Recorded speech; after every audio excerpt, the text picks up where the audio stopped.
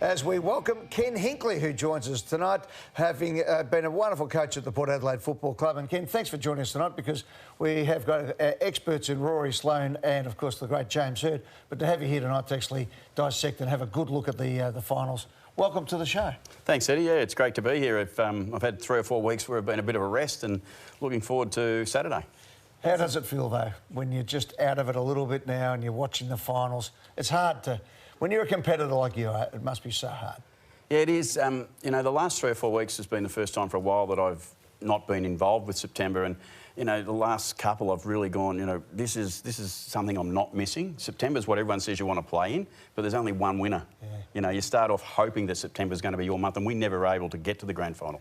So, you know, that disappointment, that sadness that comes across your body that lasts for about 8 to 10 weeks, and then all of a sudden you wake up and you're back in pre-season, you're trying to do it all again. It's unrelenting, this game, and I give great credit to the 2 sides particularly who are playing off this week. They just continually do it. Well, and the 2 sides that are in, it's a Ken Hinkley Cup, because not a lot of people would know. You actually played 11 games for Fitzroy back in the day, and yeah, obviously had a great career at Geelong too. Yeah, look at this. Prince's Park out of the archives. So who do you think gets up? Right now, number 29 at Geelong, obviously. Yeah. Yeah, 29 for Geelong. Look, I think both sides are the best 2 teams we've seen this year, and I think they're both the right sides to be on the grand final day. I think maybe, if you ask me honestly, I think Brisbane, if they get their best, will nearly get there. Taking a few big hangers, by the way. Yeah. Just enjoy yourself on the television. Yeah, we should be watching this. Hey, Ken, have you decided what you want to do next year yet? No, I haven't, Tom. I mean, I'm really taking some time to have a breather. I've got 7 grandchildren, and 2 have just arrived in the last 6 or 7 weeks. So there's been some great times in my family home at the moment with the grandkids. So that's probably where I've spent my time and focus. And I should, because I've had 30 years straight coaching. I've had 13 years coaching at an AFL level as a senior coach. It's the right time for me to have a breath and make sure I think clearly about what I want to do next, not just for me, but for my family. Do you have a sense, though? I mean, Nathan Buckley often talks about that the fire still burns from a coaching perspective. Do you think that fire, even if it's just dim, is still there for you? Yeah, no, I'll get kicked out of home soon because I'll need to do something. But the reality is, look, you're a competitive person. You don't do this game for as long as we've done it and been a part of it to just give it away and stop. I love footy. I'll do footy for as long as I can, and whilst I'm walking and breathing, I'll be trying to do something in footy. Well, we've got to ask you a direct question. There's a lot of talk that you might go to Essendon. You've just seen the president. Yeah. Did he slip you anything on the way out the door? No, I just traded numbers. Is that something you'd look at for next year, a role at a club, a director of football, senior assistant, whatever the title is? You'd play a big role in an institution, and I'd think you'd be pretty sought after. Yeah, look, I will listen and talk with lots of people. I think over the next 3 or 4 months, I'd imagine it won't be a quick decision. I couldn't see myself making a very quick decision.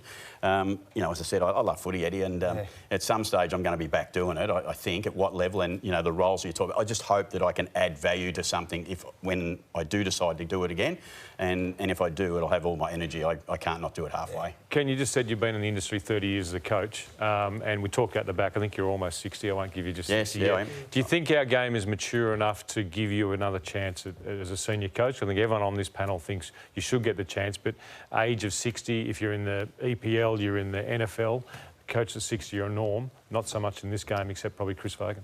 Yeah, and Fakes is a great advertisement for us at the moment, so I'll push him up and hope he can get another win. But look, it's not normal for the AFL industry to give a 59-year-old. Why is that, though? Because would you say you know more about the game now than you did when you started at Port Adelaide? 100% I do. Right. And any coach that coaches tomorrow is better tomorrow than they were today. So why would they say Ken Hinkley's been a coach at Port Adelaide, been very successful, 30 years because of his age? We can't. Yeah, you see the language around the next premiership coach, first time premiership coach, all those sort of things. So it's great this week. We're going to get a 2 or 3-time premiership coach. So that's great for the advertisement of experience. I don't think we understand how important this game is now to have experience, and the reality is, it's such a brutal game to be involved with. If you don't have some experience, you will make some bad mistakes. Providing you get that soft cap out of the way and get coaches in and support staff in to actually drive what is the basis of our game, that is playing the game on a weekend.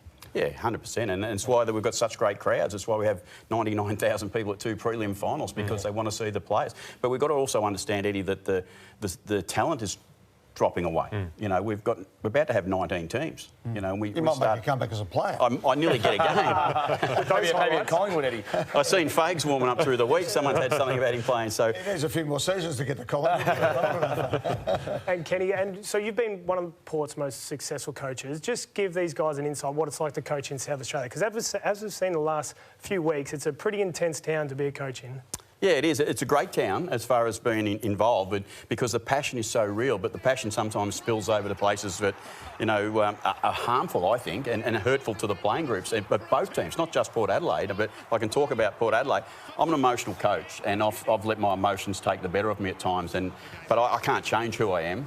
But I think Adelaide makes it a bit harder to keep that at a level base, and for me, that's been the real challenge at different times. But I look at those clips there and that game there in particular. I'll never be involved with a better game than I was in that last game at Port Adelaide. Well, you said to us before you didn't play in a grand final, but that will go down as one of your most favourite games that you've ever coached or been involved in. Ever.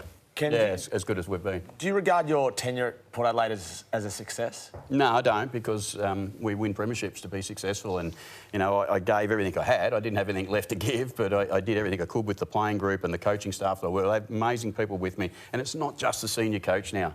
We don't understand how many people are involved with the day-to-day operations of an AFL footy club, but ultimately, to make grand finals and to win grand finals is what makes you successful, and we didn't do that. Really? Because if you look at the effect you had on a number of those players, look at Rosie, Butters, or just name a couple, and the club as a club, where it was. Surely that was a success.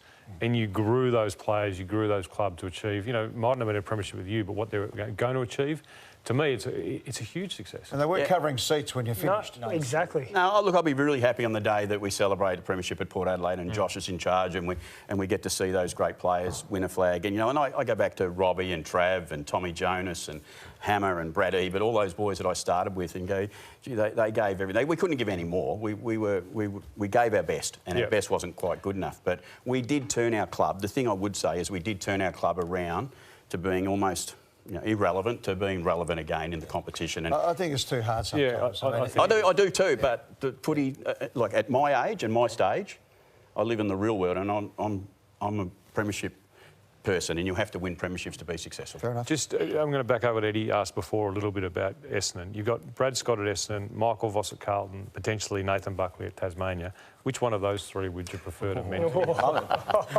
He looks amazing. I love them all.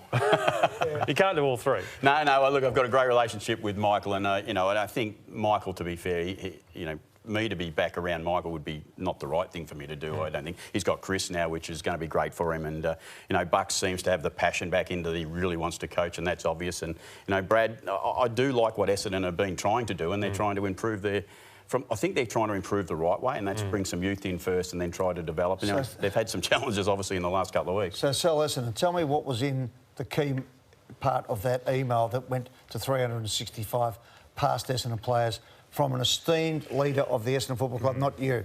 What was the key message? I want to be careful not to give it away, but I think everyone saw Andrew Welsh as an all-heart, all-in player, and the main message was all in, all heart from everyone. So from the past players at Essendon now, all in, all heart. That's the message. He'd be good at Essendon, wouldn't he? Be fantastic. Hey. Definitely all in. Fit in everything that's there. Quick question. Can I ask Ken a quick question? Yeah. A little cheeky one without blowing up this whole panel. Do you fan of the prison bars jumper or not? No, Eddie lost his way a few times. The prison bar jumper was a great jumper, and it's the right jumper to wear in a showdown. Sorry. The sample that was signed off. You believe in contracts. Do it. No, I just went rogue. Sorry. Yeah, you did. Yeah. You won't be invited back next year, Rory. That's your last show. Now let's have a chat about the Brownlow Medal. Yeah. What do we think of the winner, Matt Brown? Fantastic. What a great winner. And I know there's controversy about votes given, votes there, but I just think taking away from Matthew Rao is ridiculous. What a player. The work he does inside a contest, the way he breaks tackles, breaks out of a contest, sensational. And I remember watching Matty Rao in the under-12 trials for the Victorian Schoolboys Championship down at Carey Grammar back in 2000 and whatever years ago, and that boy dominated then, and he's dominated now, and congratulations. What a fantastic player he is. It's a pretty hard player to stop, isn't he, Ken? Have you tried with a few players? Yeah, he's almost impossible to stop. We had him in the last round, and we had we had a few people out, but we had Zach got a little bit of a mission to try and tackle him, and he reckons he got him 2 or 3 times, so he was pretty happy. But Matty, I agree. Matt's been a fantastic. Remember his first 3 games? Yeah. He got 9 votes. He could have won the Brownlow in his first year, but he didn't do his shoulder, so exactly. He's probably a deserving winner. I would say that I did feel for Nick. I've got to say, I think Nick Dacos... 70 Brownlow votes in 2 years and he hasn't got a Brownlow. I think he's had 103, hasn't he, or something like that? He could be the youngest triple Brownlow medalist ever and he hasn't got one yet. But, I feel for Nick too. But how hard for Matty Rowell? He's evolved his game too. I mean, he was just a ball inside. He's now on the outside. The way he covers ground, the way he gets contest to contest, can use the ball. It's not easy for guys who's got such a great talent to evolve his game. OK, can I jump in here because I want to get to the one that's a good discussion. OK, and that is, of course, was Naz. Now, the Wanganeen Malira vote last night. Let's go to it. The most famous game of the year, St Kilda versus Melbourne. One in Alexis. Wanganeen Malira, 2 votes. Melbourne, Jay Viney, 3 votes. North Melbourne, Geelong. Now, the room erupted at that stage. As Rory was saying there, we gave him a Lexus from Lexus of Blackburn because we said it was that exceptional a game of football. He probably got another 500 to 750,000 on his contract. Can I mount a case for the umpires? Well, they should get some statistics. Well, yes, they should get some statistics, and I want to come back to that. But in that period of play, Viney didn't know where he should be. The Melbourne coaching bench didn't know where he should be. The umpires are trying to explain the rules to everybody so you can understand how that slips by. And Viney was a great player on that day until that moment. But surely, Ken, can I put to you and to Hurdy, how do you do your votes for the best and fairest?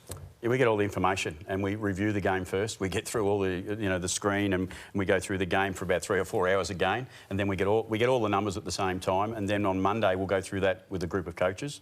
We'll talk about all the players and who had an impact for both sides. We actually do the Coaches Association votes on Monday, and we do put some value into that ourselves. So I just don't think we give them enough information. I think it's unfair to the umpires to expect them to get it right. So, Hurdy, I know that you're the same at Essendon, and it's pretty much every club. So could I put this to the table for a bit of a thought, OK? The Brownlow Medal is the umpires' award. So forget that. If you want to have a different award, knock yourself out. But this is the Brownlow Medal. So leave it with the umpies. But why do we lock them in as if it's the papal conclave? No, straight after a game when they're exhausted and they have to have a guest. Those 4 umpires, once they saw what happened the next day, they must have been sitting in the fetal position for the last 3 months, waiting for the moment that it came out. Right? Could you imagine what was going on in those things? You reckon they would have gone, oh, my God. I mean, look. So when should they do it, Ed, do you reckon? Well, I'm thinking, should we actually do a similar situation? The umpires, one, I think should be full-time, but, OK, leave that to the side. But should they not go in on a Monday, review the tape, have everything out there, still look at it? I would actually interview them and get them after the game to get their first thoughts. Because I've been in press boxes where people go, I reckon Tom Morris was best on ground. Then they get the stats and they go, geez, I didn't know who'd kick 4. Have you seen him play? Tom Morris. Yeah.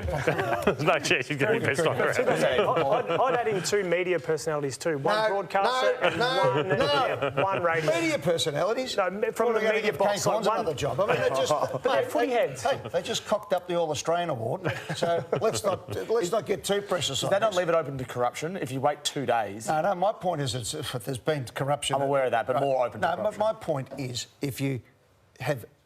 you video the first meeting, OK, which gets all that, then you lock them down.